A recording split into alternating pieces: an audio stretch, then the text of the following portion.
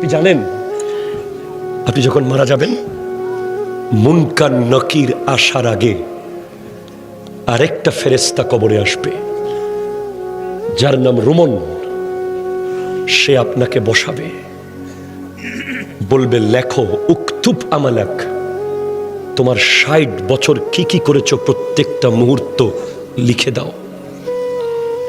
৭০ বছর যা যা করেছো সব লিখে দাও। ৯০ বছর যা যা করেছো সব লিখে দাও। আপনি জীবনে একটা বাজারের লিস্ট লেখেন নাই, আপনি জীবনে একটা দোকানের হিসাব লেখেন নাই, আপনি ট্যালেন্ট ছাত্র ছিলেন, শুধু লিখতে বিরক্ত লাগে বলে আপনি ফার্স্ট ক্লাস পান নাই কলেজে ইউনিভার্সিটিতে। আপনাকে ৬০ বছরের লেখা লিখতে হবে। প্রশ্ন করবেন, এই ফেরেশতা কালি কোথায় পাবো এত? বলবে মুখের থুতুকে কালি বানাও। কলম কোথায় পাবো? হাতের আঙ্গুলকে কলম বানাও। কাগজ কোথায় পাবো? গায়ের কাফনকে কাগজ বানাও। লিখে দিতে হবে। নামাজ পড়েছেন, কলম চলবে দ্রুত।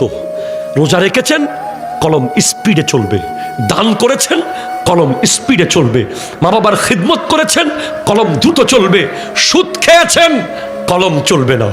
ঘুষ খেয়েছেন, কলম চলবে না। জুলুম করেছেন, কলম চলবে না। মিথ্যা বলেছেন, কলম চলবে না। নাটক দেখেছেন, কলম চলবে না। বাটপারি করেছেন, কলম চলবে না। নামাজ পড়েন নাই, কলম চলবে না।